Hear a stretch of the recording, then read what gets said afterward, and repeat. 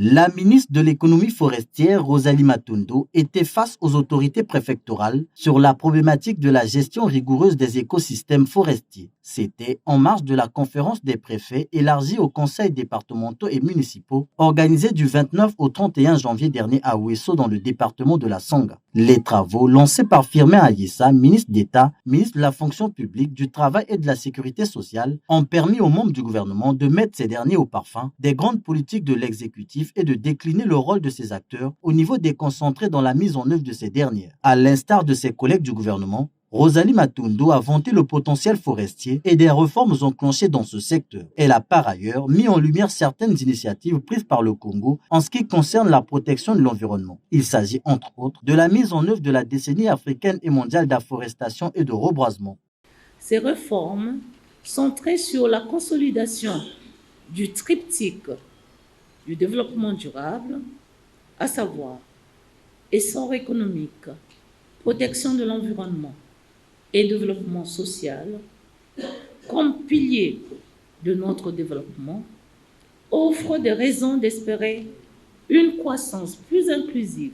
Invoquant la place des préfets dans la mise en œuvre d'une part des réformes portées par le Code forestier et d'autre part de la décennie africaine et mondiale de la forestation et du reboisement, Rosalie Matondo a rappelé à l'auditoire que les préfets sont les garants de l'autorité de l'État, de l'application et du respect des lois à l'échelle départementale. Les préfets et les présidents des conseillers départementaux et municipaux sont des acteurs majeurs dans l'industrie forestière. Leur implication est donc sollicitée. En votre qualité de garant de l'autorité de l'État, de l'application et du respect des lois à l'échelle départementale, votre intervention est cruciale de concert avec les pouvoirs locaux pour 1.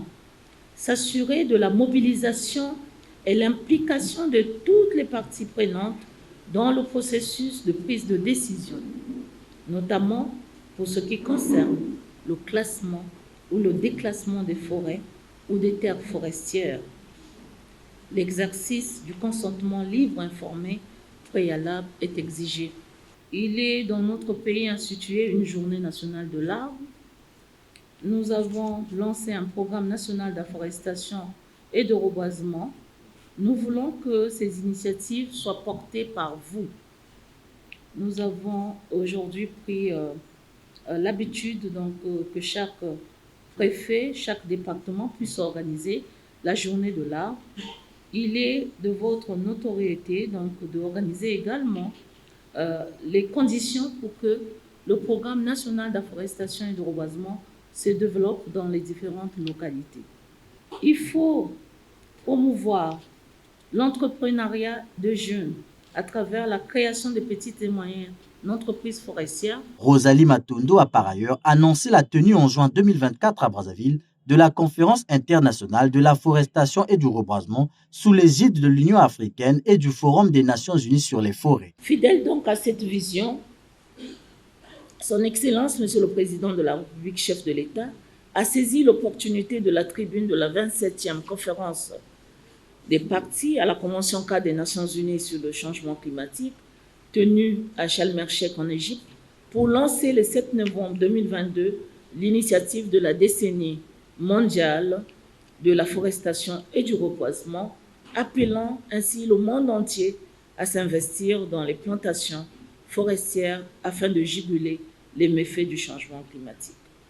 À la demande donc de notre pays, cette initiative a été endossée par l'Union africaine sous le label de la décennie africaine et mondiale de la forestation et du reboisement, suite à la décision 846 issue du 36e sommet des chefs d'État de l'Union africaine tenu du 17 au 18 février 2023 à Addis Abeba en Éthiopie, qui a annoncé également l'organisation de la première conférence internationale sur la forestation et le reboisement que nous nous proposons d'organiser au mois de juin à Brazzaville sous l'égide de l'Union africaine et du Forum des Nations unies sur les forêts.